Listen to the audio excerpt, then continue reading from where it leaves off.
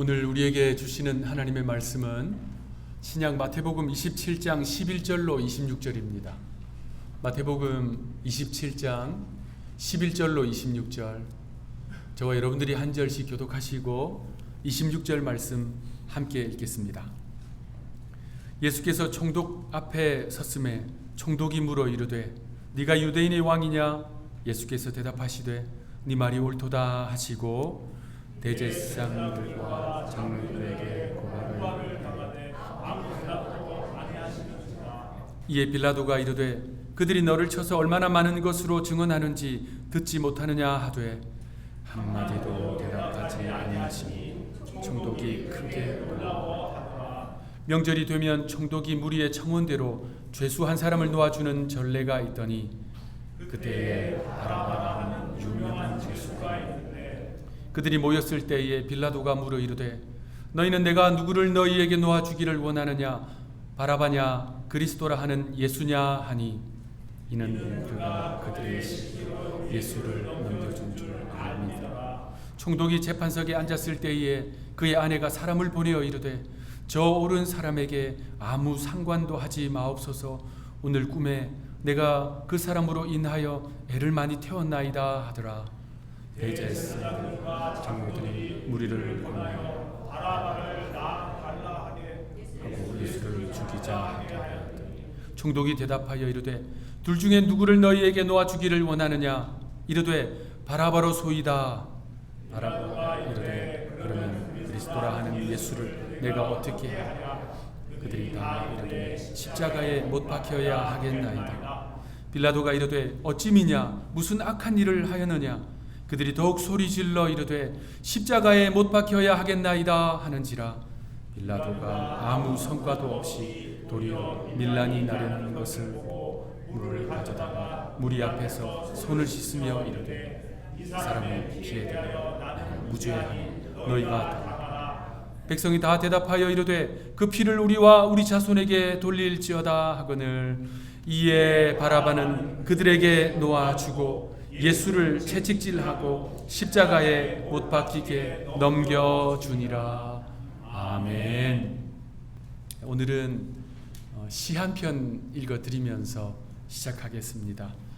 복효근 시인의 버팀목에 대하여 라고 하는 제목의 시입니다. 태풍에 쓰러진 나무를 고쳐 심고 강목으로 버팀목을 세웠습니다. 산 나무가 죽은 나무에 기대어 섰습니다. 그렇듯 얼마간 죽음에 비친 채 삶은 싹이 트고 다시 잔뿌리를 내립니다. 꽃을 피우고 꽃잎 몇 개 뿌려주기도 하지만 버팀목은 이었고 사가 없어지고 큰 바람이 불어와도 나무는 눕지 않습니다.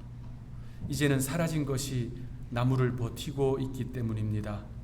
내가 허위허위 길 가다가 만져보면 죽은 아버지가 버팀목으로 만져지고 사라진 이웃들도 만져집니다.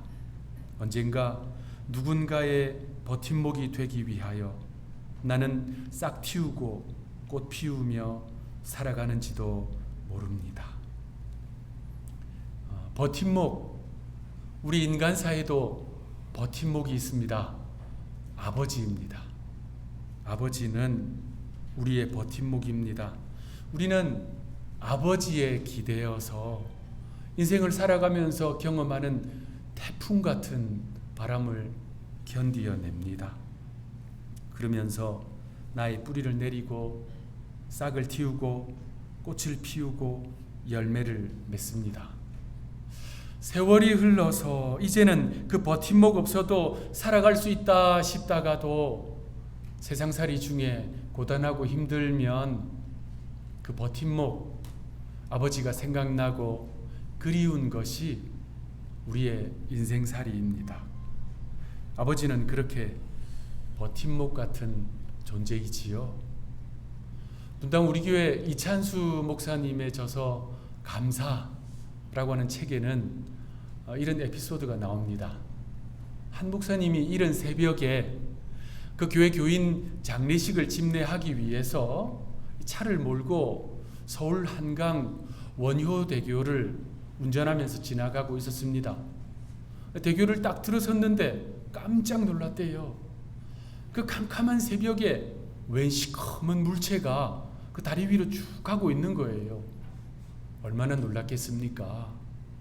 가만히 보니까 웬 사람이 시커먼 옷을 입고 원효대교 위를 뛰어가고 있는 거예요.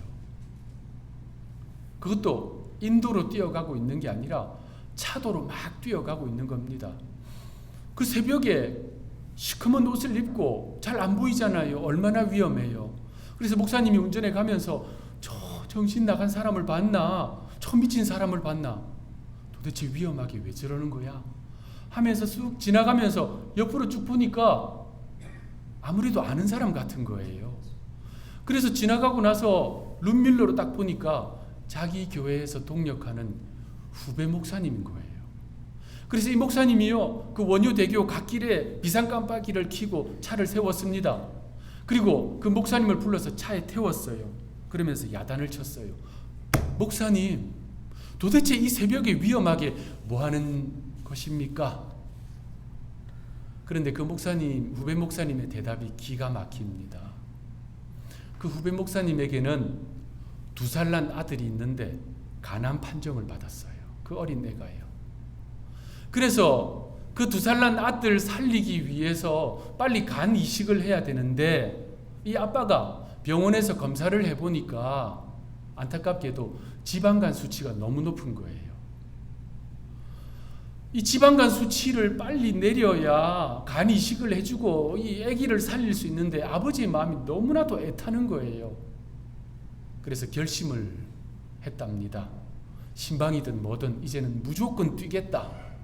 그래서 그날 새벽에도 장례식 참여하기 위해서 꼭두 새벽부터 출발해서 검은 정장 입고 검은 넥타이 메고 구두 신고 원효대교를 달리고 있었던 겁니다.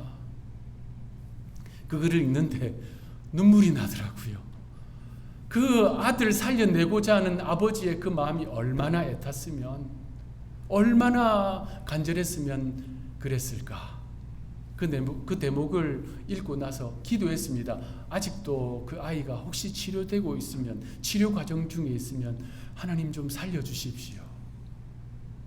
아버지가 그런 존재이지요. 아버지는 버팀목입니다. 오늘은 아버지의 날입니다. 버팀목이 되어서 가정을 지켜오신 우리 아버지들 정말 수고 많으셨습니다. 애쓰셨습니다. 고국 한국을 떠나서 이역만리 이곳 미국 땅에 오셔서 고단하고 외로운 이민자의 삶 속에서도 땀과 눈물을 흘리면서 버팀목이 되어 주셨기에 가정이, 자녀들이 삶의 뿌리를 내리고 싹을 틔우고 꽃 피우는 인생 살고 있는 것입니다. 여러분 앞뒤 좌우에 계신 우리 아버지들께 손잡아 주시면서 이렇게 진심 어린 인사합시다. 참 수고 많으셨습니다. 애쓰셨습니다. 이 자리에 계신 모든 아버지들, 그리고 여러분의 아버지들, 그분들께 존경과 감사의 박수 이 시간에 한번 하겠습니다.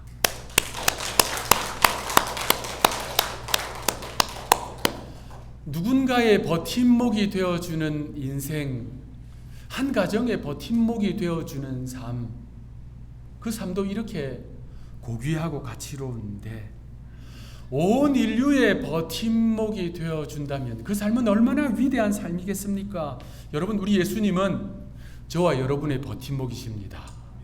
온 인류의 버팀목이십니다. 그분은 어떻게 버팀목이 되어주십니까?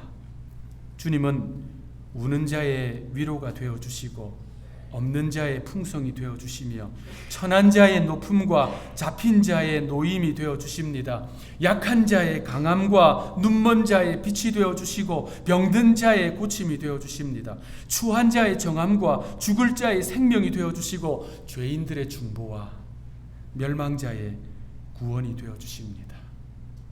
그 주님은 이 교회의 머리가 되시고 온 세상의 구주가 되시며 만왕의 왕이 되시며 영광의 주님이 되십니다. 예수님께서 그렇게 저와 여러분 온 인류의 버팀목이 되어주신다는 그 사실, 그 진리를 보여주는 명확한 증거, 가장 확실한 표지가 있습니다. 바로 십자가예요. 십자가입니다. 십자가는 사형틀이지요. 그러나 주님이 짊어지신 십자가는 버팀목입니다. 그래서 하나님의 백성들이 저 십자가를 의지할 때 인생에서 경험하는 태풍 같은 시험을 견뎌내고 이겨낼 수 있습니다. 죄인들이 십자가를 의지하면 무슨 일이 일어납니까? 구원을 받게 됩니다. 악인들이 십자가에 기대면 어떤 일이 일어날까요? 그 삶이 거듭나게 됩니다. 변화받게 됩니다. 그러므로 우리가 붙들어야 할 것, 버팀목, 십자가인 줄로 믿습니다. 오늘 본문에도 그 십자가를 부르짖는 사람들이 있습니다. 그런데 안타까운 것은 그들은요, 전혀 다른 의미의 십자가를 외치고 있어요. 본문에 이 사람들이 외치고 있는 십자가는 어떤 의미인지, 오늘을 살아가는 우리 그리스도인들이 의지해야 할 십자가는 무엇인지 말씀을 통해서 함께 살펴보고자 합니다.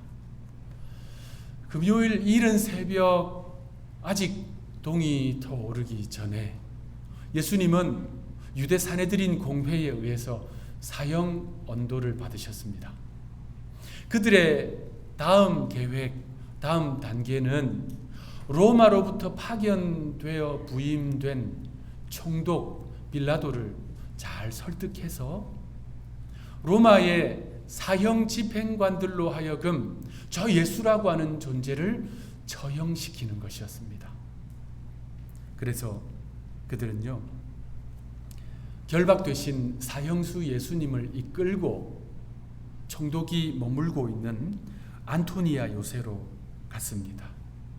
자, 로마 제국 입장에서요, 로마 군사들, 로마 제국 입장에서 유대인들의 절기, 그들의 명절은요, 반란의 위험성이 가장 높은 시기였습니다. 자, 그들 입장에서 절기를 지키겠다고 유대 전역에 있던 사람들이 예루살렘으로 모여들잖아요. 뿐만 아닙니다. 지중해 인근에 세계 여러 나라로 흩어져 있는 디아스포라 유대인들, 숫자도 셀 수 없어요. 그들은 이 절기를 지키기 위해 또 예루살렘으로 모여듭니다. 그래서 로마인들 입장에서 저 사람들은 언제든지 반역자로 바뀔 수 있는 위험 요소다라고 생각했어요. 특히 예루살렘 성전, 유대인들에게 있어서 성전은요, 너무나도 중요한 가장 성스러운 장소잖아요. 유대인들의 민족의 정체성의 핵심이 성전입니다. 자, 그 말은 로마인들의 입장에서 성전은 반역의 진원지라는 거예요. 그러다 보니까 로마로부터 파견되어 임명된 역대 총독들은요, 꼭 중요한 임무가 뭐냐면 절기가 되면 군사를 이끌고 예루살렘 도성으로 입성합니다. 그리고 그 성전이 훤히 내려다 보이는 성전 바로 곁에 붙어 있는 안토니아 요새에서 머물렀어요. 그 사실을 잘 아는 대제사장 가야바는 예수님을 결박해서 그곳으로 갔습니다. 가야바는 그 안토니아 요새, 그곳에 있는 총독의 관절을 지키고 있는 로마 경비병들에게 총독을 아련하게 해달라 요청했습니다. 6월절이 가까워 오면요, 제사장들은 물론 경건한 유대인들은 이방인의 거처로 들어가기를 꺼려했습니다. 왜냐하면 이방인들의 집으로 들어가면 혹여나 부정을 입을 수 있거든요. 그러면 절기를 지킬 수 없었습니다. 그래서 그 정문 밖에서 기다리면서 총독들어 나와달라고 요청을 한 거예요. 공식적인 관계로 보면 이거 굉장히 무례한 행동입니다. 그런데도 사안의 시급성, 사안의 중대성을 볼 때에 총독이 나오리라 계산을 했습니다. 자, 총독 입장에서 볼 때에는요, 꼭두 새벽부터 화려한 옷을 입은 유대 제사장들과 장로들, 그리고 성전 경비대원들, 그리고 이미 신체적으로 큰 이 폭력을 당한 것이 분명한 저 죄수, 꼭두 새벽부터 그들을 대면하는 것이 달가운 일이 아니잖아요. 그런데도 총독 빌라도는 정문까지 나왔습니다. 그리고 물었습니다. 너희는 이 자를 무슨 죄로 고발하느냐? 사실 대제사장 가야바는 이 순간을 염려했어요. 이 예수라고 하는 존재를 로마인들로 하여금 죽이게 만들어야 되는데 자기들이 내린 사형 언도한 죄목이 뭐였습니까? 신성모독죄였지요. 그런데 그 죄목은 유대인들에게나 통하는 것이지 로마인들은 신경도 쓰지 않는 문제였어요. 그런데 특히 이 총독은요, 자기들끼리 주고받은 그 죄명으로 유대인들을 처형하기를 전혀 원치 않았어요. 그 후폭풍이 있기 때문입니다. 총독은 그거 바라지 않았어요. 그래서 빌라도는 대제사장 가야바에게 이렇게 이야기합니다. 너희가 데리고 가서 너희의 법대로 처리하라. 그랬더니 가야바가 대답합니다. 우리에게는 사형 집행 권한이 없습니다. 맞는 이야기예요. 로마가 통치할 때 유대 나라는요, 사형 집행 권한이 없었습니다. 오직 로마 제국만이 가지고 있었어요. 그러자 그 주변에 애워싸고 있던 장로들이 이렇게 이야기합니다. 이 자는 유대 땅을 돌아다니면서 소란을 일으킨 자입니다.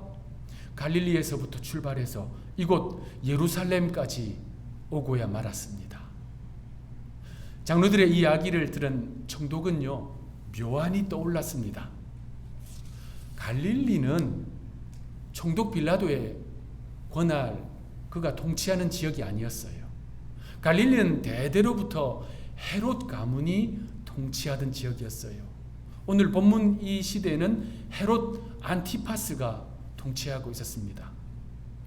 때마침 그 헤롯 안티파스가 지금 예루살렘 여기 와 있는 거예요. 그래서 총독은요, 저 죄수 예수와 그리고 모든 사람들에게 헤롯에게 가라고 명령을 했습니다. 또 이 무리는 헤롯에게 갔습니다. 그런데 헤롯은 이 총독부와 그리고 성전의 권력자들의 그 암투에 휘말리고 싶은 마음이 전혀 없었어요. 그래서 이 군인들로 하여금 예수님을 조롱하게 만들었습니다. 예수님의 어깨에 외투를 하나 걸치게 하고 다시 총독에게로 보냈어요. 그들이 예수님의 어깨에 걸친 외투는 망토였습니다. 자주색 망토. 자주색은 왕을 상징하지요. 그러니까 결론적으로 총독 빌라도도 그리고 통치자 헤롯 안티파스도 예수라고 하는 저 존재는 사형에 처할 만한 죄가 없다. 이것이 그들의 공식적인 입장이었어요. 그런데도 이 성전 이 권력자들은 포기하지 않았습니다. 예수님을 끌고 다시 빌라도의 관저로 갔습니다. 오늘 본문은 이 장면에서 시작되는 것입니다. 대제사장과 장로들이 여러 가지 죄목으로 예수님을 고발하자 총독 빌라도가 예수님을 신문합니다. 오늘 본문 13절, 14절 우리 함께 읽겠습니다. 시작. 이에 빌라도가 이르되 그들이 너를 쳐서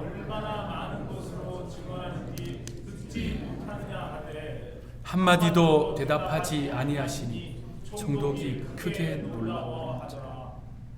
제사장들, 장로들이 여러 가지 죄목으로 고발을 하고 끊임없이 이야기를 하는데도 예수님은 한마디도 대답하지 않으셨습니다. 자, 그러자 빌라도가 한 가지 제안을 합니다. 그 백성들로 하여금 선택하게 했어요. 예수님과 바라바를 놓고 선택하라 라고 하는 거지요. 사실 빌라도는 오늘 본문에 나오듯이 유대 종교 지도자들이 시기와 음모로 예수님을 끌고 온 것을 알고 있었어요. 그리고 앞서 우리가 본문을 읽었듯이 빌라도의 아내가 하인을 보내서 부탁을 했습니다. 저 옳은 사람을 아무 해도 끼치지 마십시오 라고 부탁을 했어요. 그래서 총독 빌라도는 예수님을 풀어주려고 바라바를 언급했던 것입니다. 자, 사복음서에서 나오는 바라바라고 하는 인물은 이렇게 설명되고 있습니다. 유명한 죄수, 밀란 중에 살인하고 체포된 자, 밀란과 살인으로 옥에 갇힌 자, 강도라고 설명되어 있습니다. 여러분, 역사를 보면요, 예수님 시대에 반란을 일으킨 주동자가 역사에 확인되는 인원만 18명이 넘습니다. 유대인들은 그렇게 반란을 많이 일으켰어요. 그들을 대부분은요, 자신들의 추종 세력과 함께 뭘 했냐면요, 유대 전역에 있는 로마군 무기고를 약탈했어요. 무기를 빼앗아야 이 반란을 일으킬 수 있잖아요. 로마군은 그들을 강도 취급했습니다. 그리고 그들을 부른 호칭이 있어요. 명칭이 있습니다. 헬라말로 레스테스라고 불렀어요. 레스테스. 요한복음 18장 40절은 바라바는 강도였더라 라고 말씀해요. 자, 그리고 예수님이 십자가에 달려 돌아가시잖아요. 그 좌우편에 십자가에 달린 죄수들이 있었지요. 그 중에 한 명이 강도였습니다. 그들 다 헬라 원문을 보면 레스테스라고 되어 있어요. 레스테스는요, 그 약탈자에 대한 호칭인 동시에 죄목입니다. 자, 그러니까 바라바도 예수님 곁에 매달린 한 명 죄수도 그들은요, 단순한 좀도둑이 아니에요. 단순한 약탈자, 강도가 아닙니다. 그들은 로마군의 무기고를 약탈하고 그 과정 중에 사람들을 살해하고 밀란을 일으킨 유명한 죄수, 그러니까 반란의 주동자였어요. 로마 입장에서 볼 때 바라바는 극악한 테러리스트입니다. 로마군은 그러한 레스테스와 추종자들을요, 잔혹하게 진압하고 처형했어요. 유대인들에게 함부로 밀란을 일으키지 말라라고 하는 본보기로 삼았던 것입니다. 그래서 로마 제국과 유대 사회에 큰 소란을 일으킨 폭력자 바라바와 비폭력의 예수님을 놓고 유대 백성들에게 선택하라라고 한 것입니다. 앞서 말씀드렸듯이 총독은요, 지금 이 유대 분위기를 알고 있었습니다. 유대 종교 지도자들이 예수에 대한 시기와 또 이 거짓으로 저 예수를 끌고 온 것을 알고 있는 거예요. 자, 그런데 총독이 알지 못한 것이 있었습니다. 이미 대제사장과 장로들이요, 백성들을 선동해 놓았다는 사실을 그는 알지 못했습니다. 오늘 본문 20절, 21절 그 내용이 나오는데요, 한 목소리로 읽겠습니다. 시작. 대제사장들과 장로들이 무리를 권하여 바라바를 달라 하게 하고 예수를 죽이자 하게 하였더니 총독이 대답하여 이르되 둘 중에 누구를 너희에게 놓아 주기를 원하느냐? 이르되 바라바로 수이다. 빌라도는 로마 총독으로서 사람들이 추종하는 저 예수라고 하는 자, 반란의 조짐이 보이지 않는 저자를 죽이는 것이 현명하지 못한 판단이라고 생각했어요. 혹시라도 처형 이후에 이 절기에 저 사람을 추종하는 사람들이 반란이라도 일으키면 어떻게 됩니까? 로마 황제에게 그대로 보고가 다 돼요. 그러면 그 책임을 다 뒤집어 써야 하거든요. 그런데 그는요, 유대 종교 지도자들에 의해서 선동된 저 군중이 외친 다음에 이 내용을 듣고 포기합니다. 무엇을 외쳤느냐? 요한복음 19장 12절 이러함으로 빌라도가 예수를 놓으려고 힘썼으나 유대인들이 소리질러 이르되 이 사람을 놓으면 가이사의 충신이 아니니이다. 무릇 자기를 왕이라 하는 자는 가이사를 반역하는 것이니이다. 마태복음에는 나오지 않지만 요한복음에는 이 내용이 나옵니다. 당시 로마 본토에 있는 관료들에게 있어서 저 유대 땅은요, 한마디로 골칫거리였어요. 로마 관료들 가운데 그 누구도 자신의 임지로 그곳을 원하는 사람이 없었습니다. 너무나도 반역도 많이 일어나고요.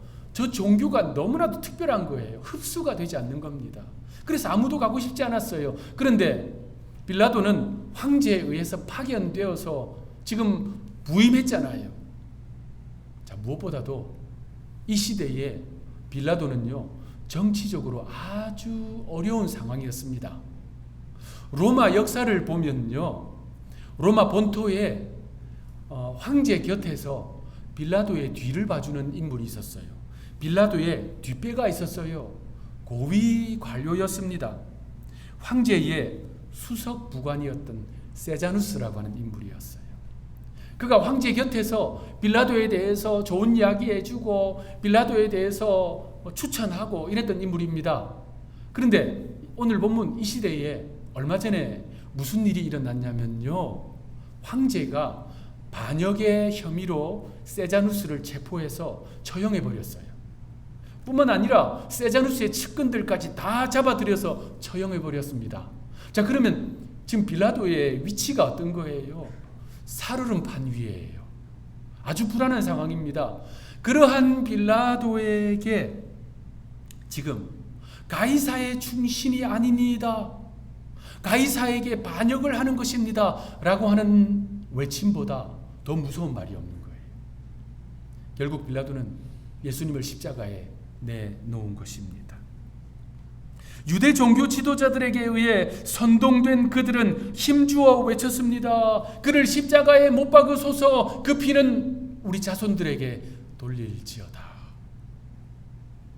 여러분, 군중들은 이 종교 지도자들에게 선동된 무리들입니다. 그들은 그 선동에 의해서 예수님을 십자가에 못 박으라 외치고 있습니다. 진리를 외면하고 죄악에 동참하고 있는 거예요. 우리는 본문의 이 무리들을 보면서 우리의 믿음 생활을 성찰해 보아야 합니다. 우리도 세상의 여론에 휩쓸리고 타락한 문화에 현혹되고 오염된 가치관에 물든 상태에서 세상을 살아가고 있지는 않은지 돌아보아야 한다는 말입니다. 왜냐하면 성경에는요, 그 같은 인물들, 죄와 불의를 분별하지 못하고 선과 악을 구분하지 못한 채 그저 분위기에 휩쓸려서 죄의 악에 가담한 사람들이 참 많이 나오기 때문입니다. 광야길을 가는 이스라엘 백성들 보십시오. 그들은 고라 무리에게 선동되었습니다. 그래서 반역에 가담합니다. 그들은 한결같이 하나님의 진노를 받게 됩니다. 엘리야 시대는 어떻습니까? 이스라엘 백성들이 바알 추종자들에게 선동되었어요. 그들은요, 진리에서 떠나고 말았습니다. 사내들인에 의해서 선동된 유대인들은 하나님의 사람 스데반에게 돌을 던졌고, 불의한 자들에게 선동된 데살로니가 사람과 에베소 사람들은 복음 전파자 사도 바울을 박해했습니다. 그러므로 분별 없는 동조는 결국 죄에 대한 동참으로 이어집니다. 그러니 우리 그리스도인들은 말씀으로 무장하고 말씀 가운데 얻게 되는 영적 분별력을 가지고 혼탁한 세상 속에서도 오로지 하나님 편에 서 있는 그 믿음의 태도를 견지해야 합니다. 오늘 본문의 군중들, 그렇게 선동된 그들은 십자가를 외쳤습니다. 그런데 그들이 외친 십자가는 그저 잔혹한 사형투리일 뿐입니다. 그들의 십자가는 유대인들이 꺼리끼는 것이요, 이방인들이 미련하다 보는 것입니다. 본문의 이 로마 사람들은 십자가를 불길한 나무라고 부르면서 혐오했습니다. 그렇습니다. 십자가는 저주의 상징이 맞습니다. 수치스럽고 불길한 나무가 맞습니다. 그러나 우리에게는 전혀 다른 의미입니다. 고린도전서 1장 18절은 그 사실을 이렇게 선포합니다. 십자가의 도가 멸망하는 자들에게는 미련한 것이요 구원을 받는 우리에게는 하나님의 능력이라. 하나님의 능력이 되는 십자가, 세상을 살리고 교회를 일으키고 죄인들로 하여금 회개케 하는 능력의 십자가, 그래서 저와 여러분들 오고 오는 모든 세대가 붙들어야 할 참된 버팀목, 주님의 십자가인 줄로 믿습니다.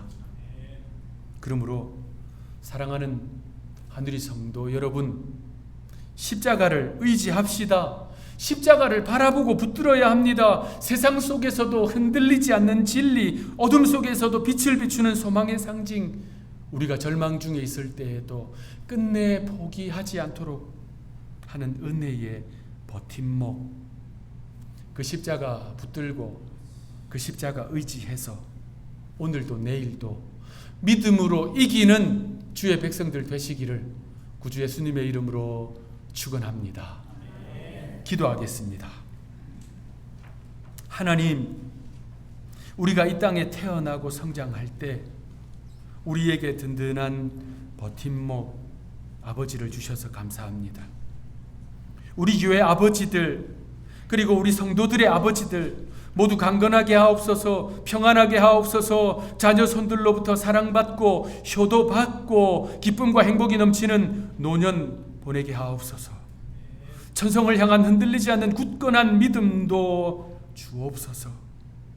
아버지가 버팀목이 되어줌같이 온 인류의 버팀목이 되어주시는 주님, 저희로 하여금 주님의 십자가를 의지하게 하옵소서.